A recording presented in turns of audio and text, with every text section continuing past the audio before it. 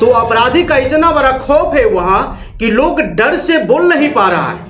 नमस्कार, मैं हूं संजय कुमार और आप देख रहे हैं UNI न्यूज स्टार प्लस। साथियों, जैसे कि आपको पता है कि मैं लगातार 2 रोज से रूनीसैदपुर प्रखंड में कौरिया लालपुर पंचायत में जो घटना हुआ है, गरीबों को रॉड से मार करके हत्या कर दिया है, लगातार मैं उस पर जो खबर है मैं लोगों को दिखा रहा हूं। लेकिन जब मैं कल वहां ग्राउंड रिपोर्टिंग करने के लिए गया था तो अपराधी का इतना बड़ा खौफ है वहां कि लोग डर से बोल नहीं पा रहा है। और जब वो चीज मैंने दिखाया है फिर से, तो वहां के कई सारे ऐसे माफियाए हैं, कई सारे ऐसे जो अनिल कुमार यादव का जो गुंडा है वो मुझे भी जो है धमकी दे रहे हैं, पत्रकारों को धमकी दे रहा है कि यदि किसी भी प्रकार से अगर ये न्यूज अगर आपने दिखाया तो मैं आपको भी ले मारूंगा। तो आप समझ सकते हैं कि पत्रकार के ऊपर अगर धमकी मिल रहा है तो ये आखिर कितना सही है कि वहां के जो कानून व्यवस्था है, वहां का जो पुलिस है, जो अब तक क्या कर रहा है। वहां अब तक 48 घंटे के बाद भी जो है लाश जल नहीं पाया है। 48 घंटे के बाद भी जो है वहां कोई बड़े पदाधिकारी वहां पर नहीं जा रहे हैं या कोई बड़े जो प्रतिनिधि है वो नहीं जा रहे हैं, यहां तक कि SP साहब भी जो नहीं जा रहे हैं। अब ये सवाल खड़ा होता है यहाँ के पुलिस प्रशासन के ऊपर कि अगर पत्रकार को भी अगर धमकी मिलने लगे तो क्या गरीब की आवाज को दबा देने का ही मकसद सरकार का है या सरकार के द्वारा गाइडलाइन दिया गया प्रशासन की। अब प्रशासन वहां पर जाने से भी कतराते हैं, लेकिन आप सोच सकते हैं कि 48 घंटे बाद भी अगर लाश नहीं जल रहा है तो आखिर यहाँ की प्रशासन कर क्या रहा है।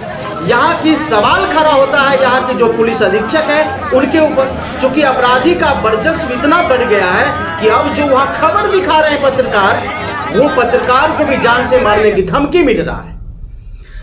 अब सवाल खड़ा यहाँ नीतीश कुमार के ऊपर भी हो रहा है, चूंकि नीतीश कुमार इतने भ्रष्टाचार फैला करके रखे हुए हैं कि पत्रकार को भी जान से मारने की धमकी मिलता है। अब ऐसा मैंने क्या कर दिया वहां जाकर के कि मुझे धमकी मिल रहा है। चूंकि ग्राउंड रिपोर्टिंग करना मेरा वहां का मकसद इसलिए था चूंकि अपराधी वहां बच नहीं पाए। अपराधी का जो संरक्षण मिल रहा है जिला में, उस संरक्षण के ऊपर लोग जाने और अधिक से अधिक लोगों तक ये खबर जाए कि आखिर आपके पास भी अगर गरीब है, मजदूर है, अगर आपके पंचायत में भी गरीब है, मजदूर है और उस गरीब के पास अगर पैसे नहीं है, दौलत नहीं है, पहुंच नहीं है, पैरवी नहीं है, तो उस गरीब को भी कोई भी घटना अगर होगा तो चुपचाप मुंह में ताला लगा करके बैठ जाना। या अगर नहीं बैठता, अगर उसे अखबार में या फिर मीडिया अगर दिखाना शुरू करता है चैनलों पर, तो इसी प्रकार की अपराधी जो है अब निशाना बना रहा है पत्रकार को।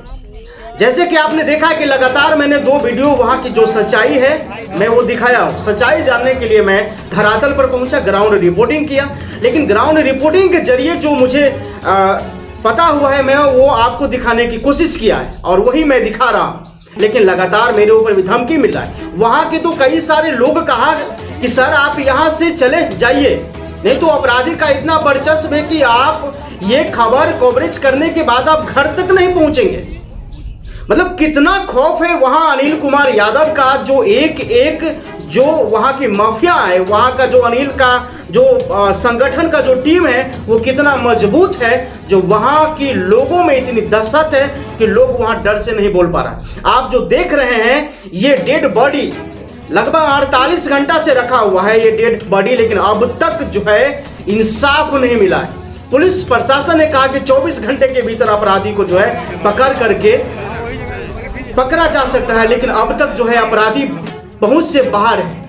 और अपराधी जो है, अपराधी का जो टीम है वो लगातार पत्रकारों को धमकी दे रहा है, किसी के हाथ से खबर भिजवा रहा है, सूत्रों के द्वारा खबर भिजवा रहा है कि पत्रकार को कहो ये खबर नहीं दिखाए वरना पत्रकार को भी ठिकाने लग सकता है। अब ये आप सोचिए, ये आम पब्लिक की आवाज है।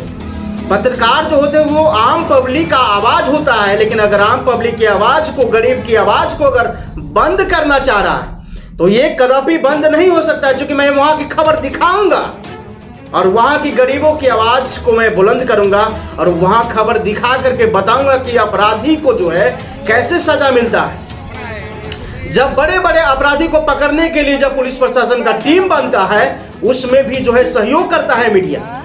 लेकिन आज भी जो है गरीब की आवाज को दबाने की जो जितना कोशिश की जा रही है वो कभी भी अपराधी को मुकम्मल नहीं होगा। ये गरीब और बेबस लाचार मजदूर की आवाज को जरूर बुलंद करेगा मीडिया, और मैं इस पर लगा हूं। चाहे उसको जितनी धमकी देना है, चाहे जितना उसको दिखाना है, अपनी पावर वो दिखाए, लेकिन मेरी आवाज बंद नहीं होगी।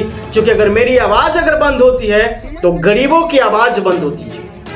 सिर्फ प्रतिनिधि वोट लेने के लिए पंचायत में आते हैं, गांव में आते हैं, क्षेत्र में आते हैं, लेकिन जब घटना होता है तो उस घटना को दिखाने के लिए, घटना को ऊपर पकड़ करने के लिए कोई भी प्रतिनिधि नहीं आते।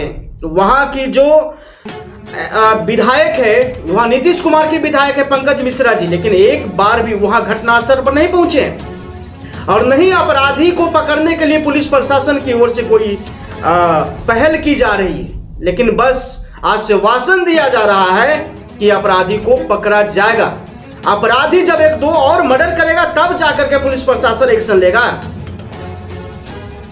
अब जो है उस गरीब के साथ साथ जो जनता का आवाज बुलंद करने वाले पत्रकार है, और पत्रकार को भी धमकी मिलना शुरू कर दिया गया है। लेकिन मैं खबर दिखाऊंगा, आप देखिए इस खबर को, किस प्रकार से वहां लोगों में मातम छाया हुआ है, किस प्रकार से वहां गरीब इकट्ठा होकर के रो रहे हैं। वहां पर जो है उस मजदूर की हालात देख करके, जिसकी मर्डर हुआ है, उसके घर में एक माँ है, पिता है, और ये माँ जो है विकलांग है, पिता है जो एकदम बूढ़े हैं, और उसके घर में दो बहन हैं जवान शादी करने वाली। लेकिन उनका परिवार में सिर्फ एक ही आदमी मनीष कुमार कमा करके सबको खिलाने वाले व्यक्ति थे, और उसी को जो है जान से मार दिया।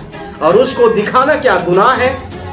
अगर गुनाह है तो मैं ये गुनाह बार बार करने के लिए तैयार हूं। मैं उस रिपोर्ट को दिखाऊंगा और जरूर दिखाऊंगा, और अगले बार भी बने रहिए मेरे चैनल के साथ। मैं आपको दिखाऊंगा किस प्रकार के वहां ग्राउंड रिपोर्टिंग